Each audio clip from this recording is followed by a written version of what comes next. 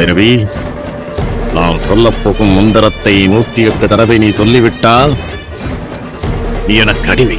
உன் எல்லா சக்திகளும் என் ஆணைக்கு கட்டுப்படும்.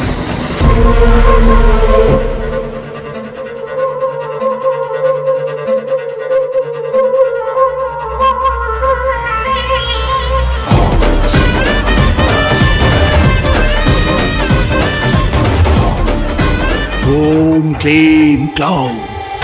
ஓம் க்ளீம் க்ளௌம். பரிபூர்ணாயினி. பரிபூராயினி.